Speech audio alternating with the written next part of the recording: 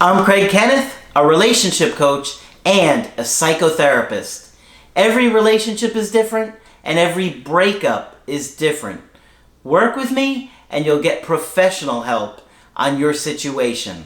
And if you're in no contact, focused on personal growth, my workbook series, The Knowledge, will help you make changes like you've never made before. Available now at AskCraig.net.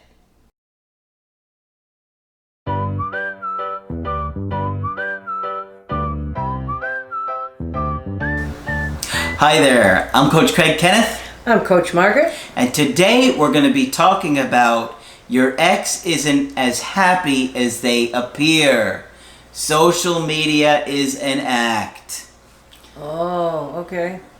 Margaret, one of the things that I see time and time again is that when somebody goes through a breakup, either the dumper or the dumpee, they try and look like they are living the high life. Like they're Hugh Hefner back in the 60s, right? Yeah. You just look like you're having the most amazing life. Nothing could be better. You're on private jets, even though you're just walking past the jet taking a picture. Right. You know what I mean? Yeah. And everybody puts on a facade. And everything is wonderful. Yeah. Everybody's become basically a commercial. Yeah. And so when you're going through the breakup and somebody's broken up with you especially, you're obsessively stalking their social media. And sometimes it can feel like an addiction where you'll look 20, 30, 40 times a day. Sure. It's not healthy. It's obviously not going to help you to turn things around, but I understand. You feel that disconnect. You're trying to feel that connection to them again, so you keep looking. But then when your ex is posting things, they look like they're doing good. They're happy, they're over you, and it's even more devastating. And you're suggesting that they plan it carefully. Yes, I am suggesting that. Now, they aren't going through the level to plan like somebody that's been broken up with. They're not as attentive to it, but they are. They are. And, you know, me being on social media, like with Instagram, it's interesting, you know, quite a few of my clients are on my Instagram, and so I know many of you, and so I see how you post on social media, and sometimes I'm looking, just shaking my head at how, oh boy, here we go, here's 15 posts today about how happy you are, and then you sent me a message about how you're depressed and devastated you are, and it comes off as too much. Right. But exes do that too. Exes that did the breaking up with. So I have a good email today that I thought would be interesting, so you could see somebody going through that, right? Somebody that's going through a breakup and what we're talking about, okay? So they said, ever since I found your videos, I've been listening to them all the time. You and Margaret have become the lighthouse in the storm of my breakup. Well, I'm glad. Thank you so much for saying that. Now, this couple is in their early 30s and they were living together for about 4 years. Wow. They had two major problems in the relationship. His depression and her desire to get married to him.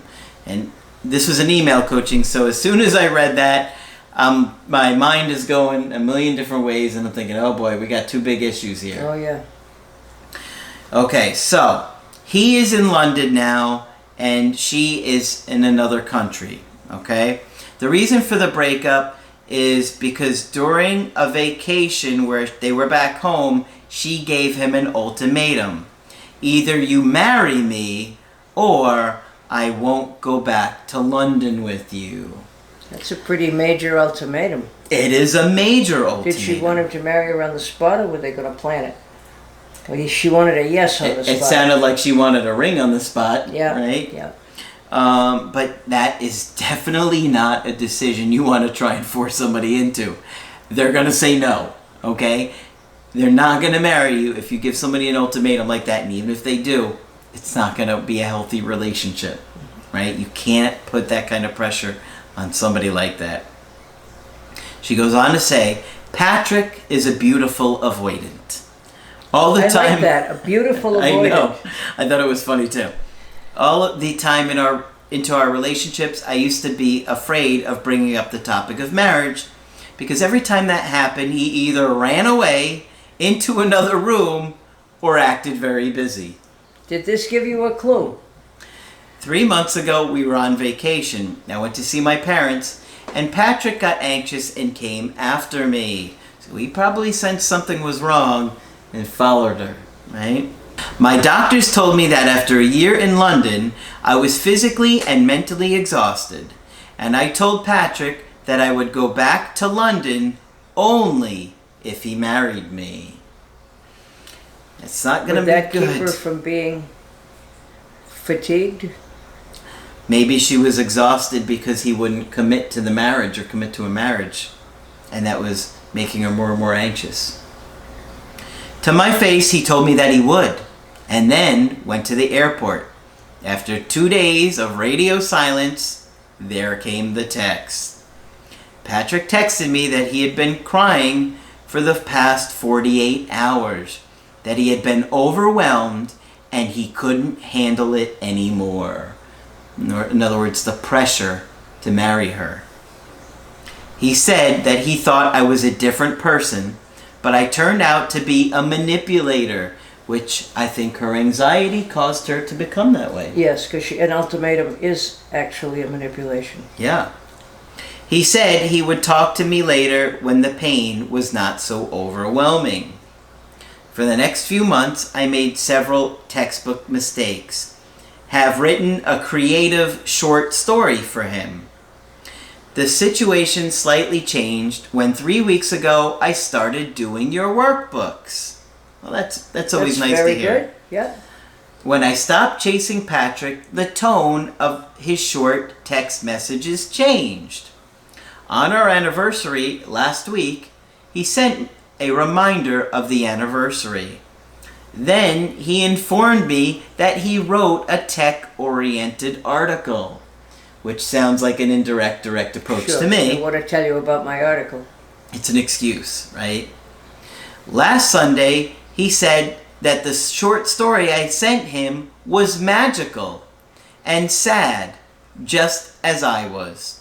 Wow. He also mentioned that I had written a very good blog post on my Telegram channel, that I was good and a kind person, that he was crying the other day, all day long, and that his social media pics was just an act. Well, good for him for being so honest. What an admission. Yes, good for him. You don't get a lot of people that are that No, honest, no. right? I'm going to say that again. I was good and a kind person, that he was crying the other day, all day long, and that his social media pics was just an act. I reciprocated in a friendly but pretty short manner, and he got quiet. I don't know if I should reply to him on Telegram next time he reaches out, because those short "how are you doing" texts tear me apart. They give me false hope. I really want to see him, and my friends recommend me going to see him in London. Is that the right move? To chase this guy as my friends recommend? I really want to see or talk to him. He is such a big part of my life. To wait for him is torture. Well, it's understandable. And in a situation like this, my thoughts are, he's just starting to really acknowledge how much she means to him. Yes. And just how starting much to. Yeah.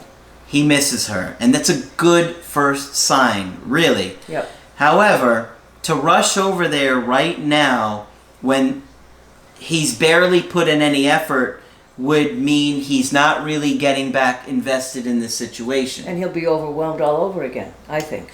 Yeah.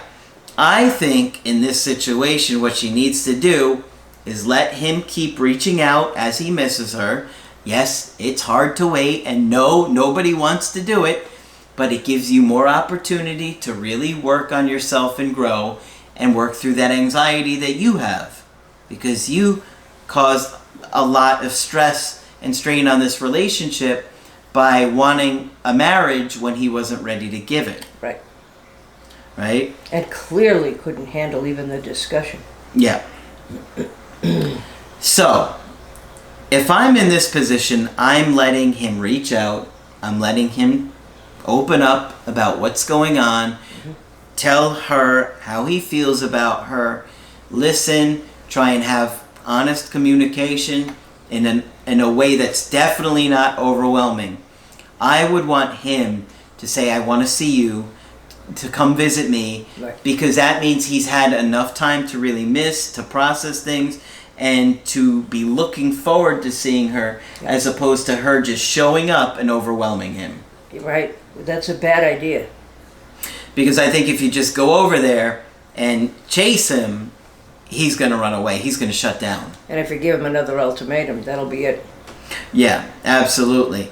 But if you just be patient and use this time to work on yourself, I think it will give you a better chance to turn this around. Now, one of the other major problems for this situation, besides her behavior and coming on too strong, or you try and push for that ring or the marriage, is his issues with depression. Absolutely. And we have no idea what goes on in either of their families, so we have no idea if he's had losses in his family. Recent or remote, it can make a big difference if they're pressuring him to get married too. Yeah. So we don't know what that's about, but he needs to do something about it. Absolutely. And, every instinct inside of you is going to say, I don't care if he's depressed, I'll be there for him. I don't care, I'll work it out with him. But I wouldn't recommend doing that. No. I think that my gut is that this guy needs to get real help for his depression before you try and repair this. And look at the number of days he's reported crying for days or crying all day. Mm-hmm. We have no idea if he needs medication, if he's been suicidal. We have no idea. Yeah. And so he's got to come to terms with that and acknowledge that and be willing to do something with that. Don't just take somebody back because you love them. Because if you do that, you're going to put yourself in a bad position. Yes, you often can. So, take things slow. Yeah. Let him miss you. Let him open up. See if he's willing to get therapy. See if he's willing to get some help for this depression, because he needs it. And then, if he is, you're obviously going to be in a much better position to turn this around. Right. Absolutely. Absolutely. Otherwise, he can't respond to even what you're saying. That's right. I mean, all he can do is cry. Yeah. And again, we don't know quite how depressed he is. I would say quite depressed. Yeah. I think so too. Yeah. But this email was a good way to show you that even though your exes present that they're doing great, look at how he was really doing. Look at how he was really doing. Yeah. Very depressed, crying for days. Yeah. You see that? See the complete disconnect, right? Yeah. He presents that he's happy, he's great, all these pictures, he's posting all the time, but he's really crying for days. Let me point out that he too was manipulating with that.